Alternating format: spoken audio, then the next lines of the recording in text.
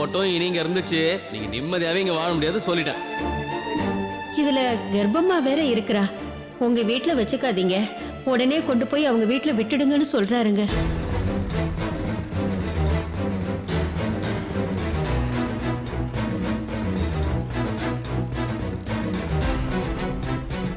ஐயா ஐயா, என்னப்பா இவ்வளவு வேகமா வர்ற? ஏதாவது பிரச்சனையா? இத பாத்தீங்களா ஐயா?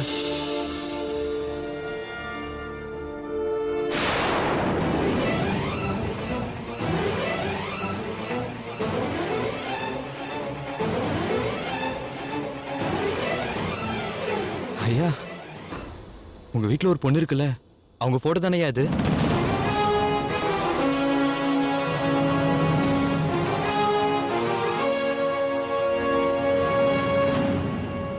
காணவில்லைன்னு விளம்பரம் வந்திருக்கியா?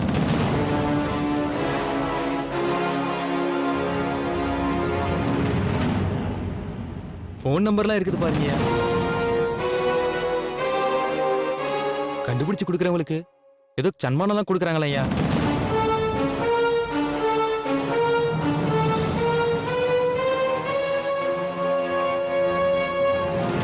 இந்த போட்டோவை பார்த்ததுமே எனக்கு தலகால புரியலங்க ஐயா. என் பொண்டாட்டி அவ பிறந்த நாளைக்கு செயின் எடுத்து தர சொல்லி நச்சரிச்சுக்கிட்டே இருந்தா. பணத்துக்கு எங்கடா போவோன்னு ஒரே நினைப்பா இருந்துச்சுங்க ஐயா. இந்த விளம்பரத்தை பார்த்தவொன்னு தான் தோணுச்சு, அடடா இப்படி ஒரு வழி இருக்குதான்னு. போனை போட்டு அந்த பொண்ணு இந்த ஊர்ல தான் இருக்குதுன்னு சொல்லிட்டு பணத்தை வாங்கிக்கலான்னு இருந்தேன். அதான் சரி உங்ககிட்ட ஒரு வார்த்தையை சொல்லிட்டு வாங்கலான்னு இருக்கேன். ஐயோ, என்னங்க இது? முத்து, உன்னை பொறுத்த வரைக்கும் இது யாரோ ஒரு பொண்ணு, காணாம போன பொண்ணு. கண்டுபிடிச்சு கொடுத்தா காசு கொடுப்பாங்க, அவ்வளவுதான். ஆனா என்ன பொறுத்த வரைக்கும் இது நான் பெத்த பொண்ணு மாதிரி. ஏன், எனக்கு தூரத்து சொந்தம்னு கூட வச்சுக்க. சொந்த வாழ்க்கையில கொஞ்சம் பிரச்சனை, அதான் மனசு உடைஞ்சு போய் என் வீட்டுல கொஞ்ச நாள் தங்கறதுக்காக வந்திருக்குது. இந்த நேரத்துல நீ காசுக்காக அந்த பொண்ணை காட்டி கொடுத்துட்டீன்னா அந்த பொண்ணோட நிம்மதியே போயிடும். அப்புறம் அது இந்த வீட்டுல இருக்காது, இந்த ஊர்லயே இருக்காது. ஏன், செத்து போலான்னு கூட முடிவு பண்ணும். முத்து, பாவையா, ஒரு பொண்ணோட பாவம் உனக்கு எதுக்குயா? என்னங்க ஐயா இப்படி சொல்றீங்க? உனக்கு பணம் தானே வேணும், இந்த நான் தர்றேன், வச்சுக்க. ஐயா வேணாயா? வச்சுக்க சொல்றேன். இந்த பொண்ணு இங்க இருக்கிற விஷயத்த வெளியே யாருகிட்டயும் சொல்லிடாதப்பா. ஐயா நீங்களே சொல்லிட்டீங்க, அதுக்கு மேல உங்க பேச்சை தட்ட முடியுமா? அப்ப நான் வரேங்க ஐயா. முத்து, அம்மா காபி சாப்பிட்டுட்டு போப்பா. இருக்கட்டுமா, நான் வரேம்மா.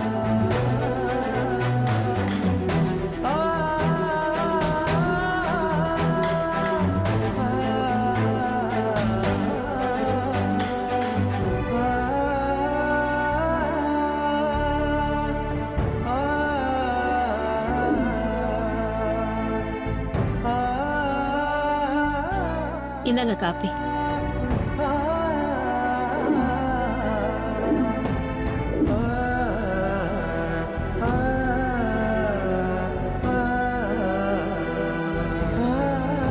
அப்பா,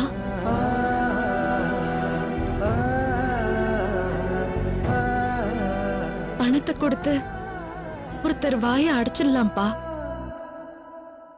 ஊர் வாயை எப்படி அடைக்க போறீங்க? நான் சொன்ன நீங்க ஒத்துக்க மாட்டீங்க. ஆனா நான் இங்க இருக்கிற வரைக்கும் உங்களுக்கு தான்ப்பா கஷ்டம். அதெல்லாம் ஒரு கஷ்டம் இல்லம்மா. இங்க பாருமா, என்ன மீறி இந்த ஊருக்குள்ள உன்னை யாரும் காட்டி கொடுக்க மாட்டாங்க. அந்த அளவுக்கு நான் நடந்துக்கவும் மாட்டேன். இதெல்லாம் சும்மா சின்ன சின்ன பிரச்சனை, அதை நான் பாத்துக்கிறேன். நீ உன் மனசை போட்டு குழப்பிக்காதம்மா. எப்போ உன்னை மகளா மனசார நான் ஏத்துக்கிட்டனோ, இனிமே உனக்கு எந்த பிரச்சனை வந்தாலும் சரி நான் பாத்துக்கிறேம்மா. என்ன நம்புமா, தைரியமா இரு.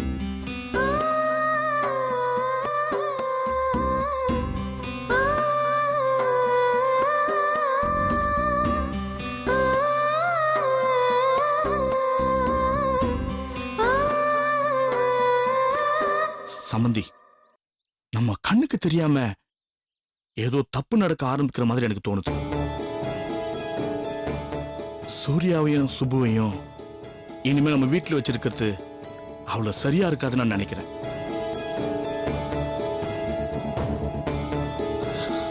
ஐயோ, ஏங்க அப்படி சொல்றீங்க? காயத்ரின்றவ கால சுத்தின பாம்பு மாதிரி ஆயிட்டா கோமதி. நீயே யோசிச்சு பாரு. ஒருத்தர் மாத்தி ஒருத்தர் திரும்ப திரும்ப வந்துகிட்டே இருக்காங்க.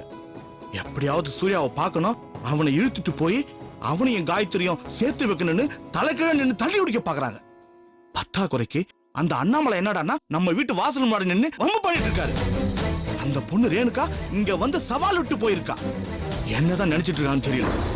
சம்பந்தி, எனக்கு ஒரு யோசனை தோணுது. சொல்லுங்க சம்பந்தி. எங்க கிராமம் ரொம்ப நல்லா இருக்கும், அமைதியான இடம், மேப்ல கூட தேடி கண்டுபிடிக்க முடியாத ஒரு ஊரு. எனக்கு அங்க ஒரு வீடு இருக்கு. கூப்பிட்ட குரலுக்கு உதவி செய்ய ஆள் 4 பேர் இருக்காங்க. கொஞ்ச நாளைக்கு வேணா சுபுவையும் மாப்பிள்ளையும் அங்க அமுச்சு வச்சா என்ன?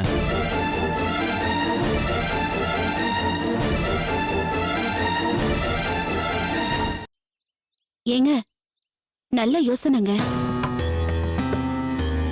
ஆனா எனக்கு ஒரு ஐடியா தோணுது. எங்க அப்பா ஊருக்கு கூட அனுப்பிச்சு வைக்கலாம். சுப்பு விஷயத்த சொல்லி நீ பாத்துக்கோடானா என் தம்பி காவக்கார மாதிரி கம்போட வந்து நிப்பான்.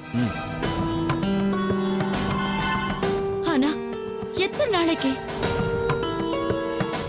எனக்கு என்ன தோணுதுன்னா, இந்த காயத்ரி, அவங்க அப்பா அம்மா, இந்த ரேணுகா, இந்த கூட்டம் மொத்தமும் நம்ம கண்ல இருந்து நிரந்தரமா மறைஞ்சு போயிடணும். கல்யாணம் ஆனதுல இருந்து என் மருமகளுக்கு நிம்மதியே இல்லாம போயிடுச்சு. இன்னொரு பொண்ணா இருந்திருந்தா இந்நேரம் சரிதா போட்டுட்டு தூக்கி போட்டுட்டு போயிருப்பா. சுப்பு மாதிரி ஒரு பொண்ணு ஊர் முழுக்க தேடினாலும் பார்க்கவே முடியாது. இவ வாழ்க்கை நல்லா இருக்கணும், என் மருமக சந்தோஷமா இருக்கணும். இவளுக்கு நல்லது நடக்கணும்னா அந்த காயத்ரி ஒழிஞ்சே ஆகணும். யாரும் ஒழின்னு நாம நினைக்க வேணாம் கோமதி. ஆனா யாராலும் நமக்கு தொந்தரவு இல்லாத பாத்துக்க நாம தான் அதுக்கு வழி பண்ணி ஆகணும். அதத்தாங்க நானும் சொல்றேன். பேசாம இவங்க சொல்ற மாதிரி இவங்க 2 பேரையும் ஊருக்கு அனுப்பி வச்சிடலாமா?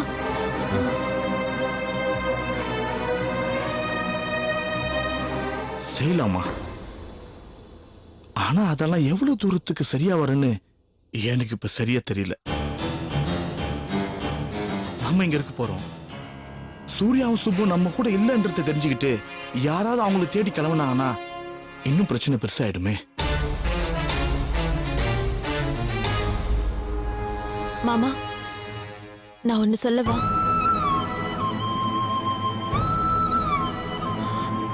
எப்படி யோசிச்சு பார்த்தாலும் இது என்னோட வாழ்க்கை. இதுல எந்த சிக்கல் இருந்தாலும் இது சரி பண்ண வேண்டியது நான் தானே.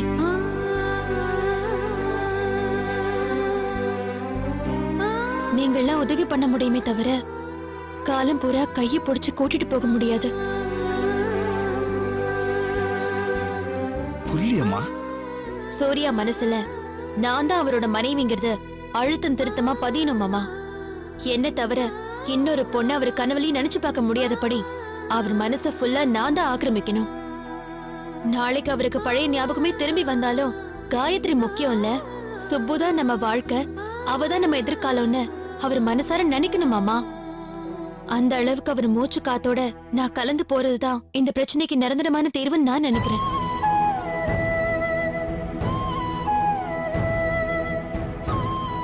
நீ சொல்றது கரெக்ட் தாமா சுப்பு. அத்தை, கிராமத்துக்கு போய் 2 வாரம் இருந்துட்டு வரதெல்லாம் வேஸ்ட் அத்தை. அதுக்கு பதிலா நான் சூர்யாவை கூட்டிக்கிட்டு எங்கேயாவது கண்காணாத இடத்துக்கு போயிடுறேன்.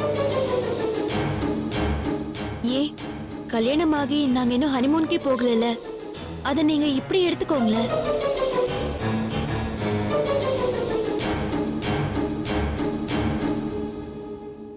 என் வயித்துல நான் சூர்யாவோட குழந்தைய சுமக்கணும் அத்தை. வெக்கத்தை விட்டு சொல்றேன், அது நடந்தாதான் சூர்யா என்னோட சொத்து ஆவாரு.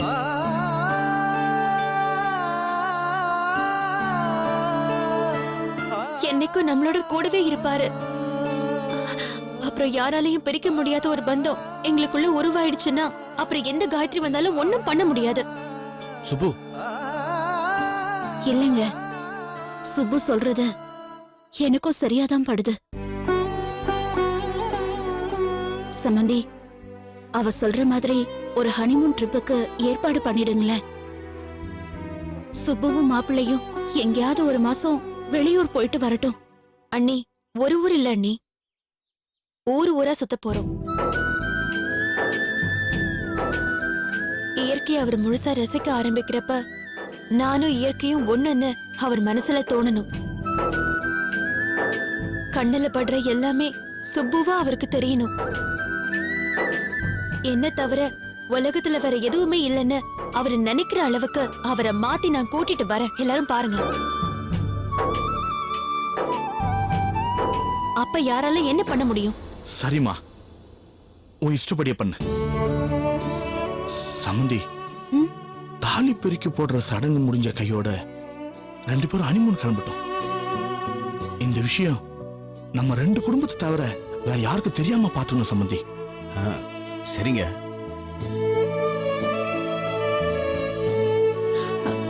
சரி, வாங்க எல்லாரும் போய் சாப்பிடலாம். வாமா.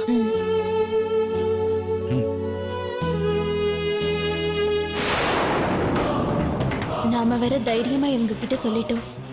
சூர்யா மனசு மாறுவாரா? அவருக்கு பழைய ஞாபகம் வருமா வராதா? எது எப்படி இருந்தாலும் நான் நினைச்சது நடக்கணும். அதை நடத்தி காட்டுவேன்.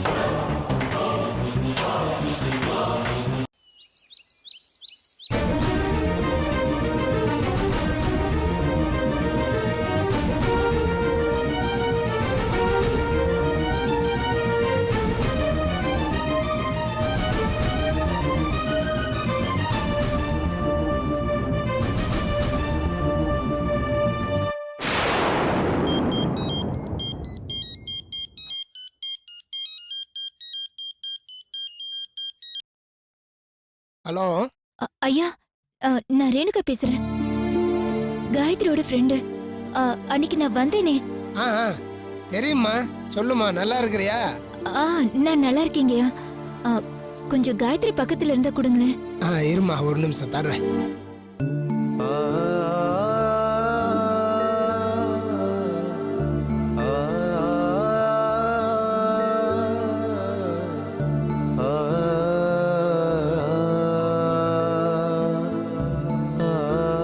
காயத்ரி, அன்னைக்கு நம்ம வீட்டுக்கு வந்துட்டு போச்சுல்ல ரேணுகான்னு ஒரு பொண்ணு, அதாம்மா உன் ஃப்ரெண்டு.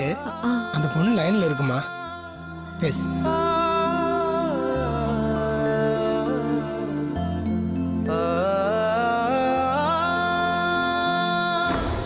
ஹலோ காயத்ரி, நான் தான் ரேணுகா பேசுறேன். ஏய், உனக்கு ஒரு விஷயம் தெரியுமா? உங்க வீட்ல உன்னை காணோன்னு பேப்பர்ல விளம்பரம் கொடுத்திருக்காங்கடி.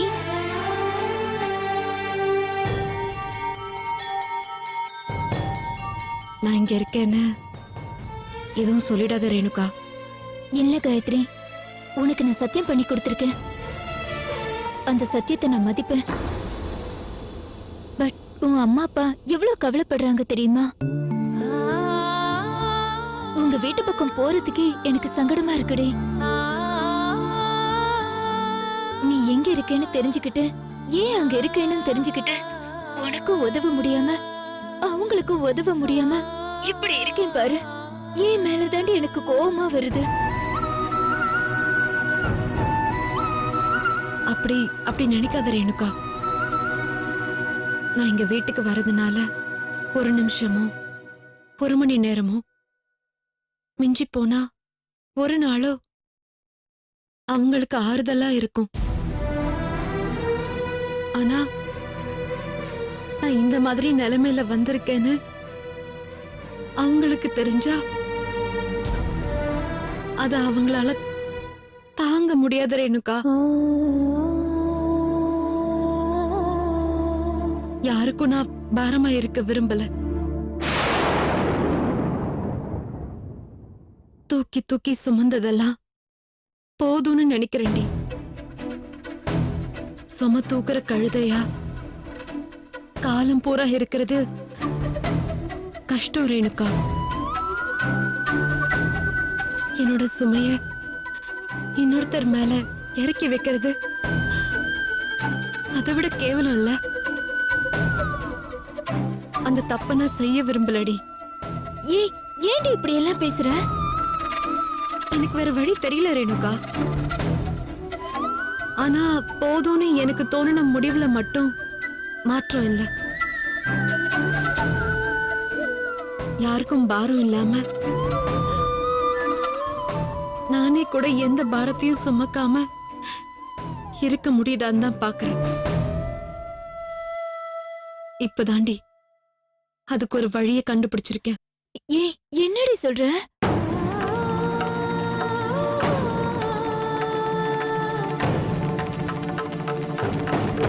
சரி விடு, அவங்க கொஞ்ச நாள் தேடிட்டு இருப்பாங்க,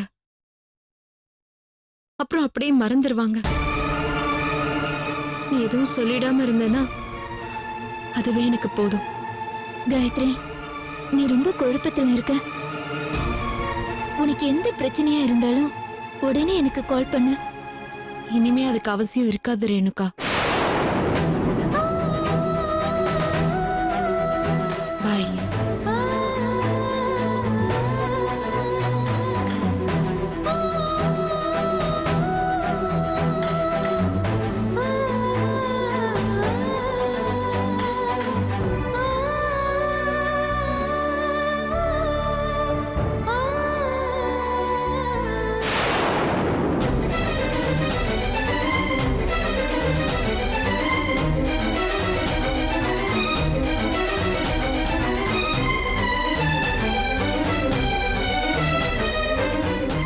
ஏண்டி என்கிட்ட இருந்து மறைச்ச?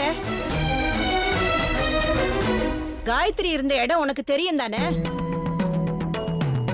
என்னை மன்னிச்சிருங்க பாட்டி. படாத பாடுபட்டு நான் அவ இருக்கிற இடத்தை கண்டுபிடிச்சேன். ஆனா நான் யார்கிட்டயும் சொல்லிடக்கூடாதுன்னு என்கிட்ட சத்தியம் வாங்கிட்டா பாட்டி. பாவம்மா, அண்ணாமலையும் லக்ஷ்மியும் தவியா தவிச்சுக்கிட்டு இருப்பாங்க. இப்ப போய் எல்லாரையும் விட காயத்ரி ரொம்ப பாவம் பாட்டி. வாழ்க்கையில எவ்வளவோ கஷ்டத்தை பார்த்துட்டா. தலைக்கு மேல வெள்ளம் போயிடுச்சு. உங்ககிட்ட சொல்றதுல தப்பில்ல. பட் தயவு செஞ்சு நீங்க இதை யார்கிட்டயும் சொல்லிடாதீங்க பாட்டி. சொல்ல மாட்டேன், நீ சொல்லு.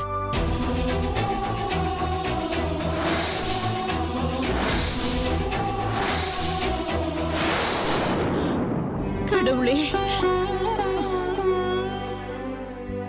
கேள்விப்பட்டு நமக்கே இவ்வளவு கஷ்டமா இருக்குதுன்னா அவ நிலைமைய யோசிச்சு பாருங்க பாட்டி. பெத்த தாய் தகப்பனுக்கு அவளை பத்தி தெரிஞ்சா அவங்க செத்து போயிடுவாங்கன்னு அவ பயப்படுறா பாட்டி. அதனாலதான் இப்படி யாருக்குமே தெரியாம ஏதோ ஒரு குக்கிராமத்துல போய் இருக்கா. புரியுதுமா. இப்ப கூட என்ன சொன்ன தெரியுமா?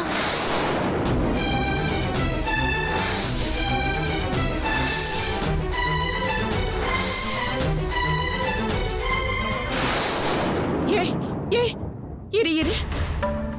என்ன பாட்டி? எனக்கு என்னமோ இது தப்பா படுது.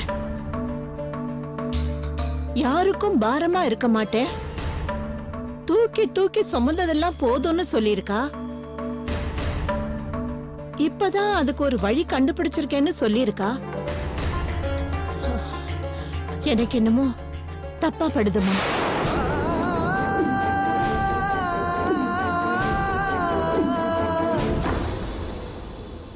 அவ பேசுறத வச்சு பாக்கும்போது அவ ஏதோ தப்பான முடிவை எடுக்க போறா போல இருக்கு. நீ முதல்ல அவளுக்கு போனை போட்டு அவ எங்க இருக்கான்னு கேளு.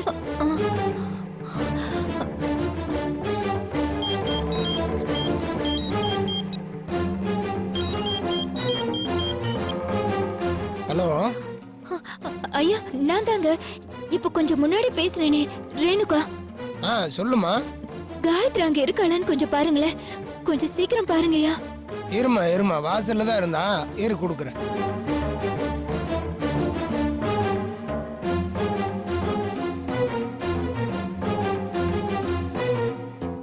இருந்தா இப்ப காணுமேம்மா.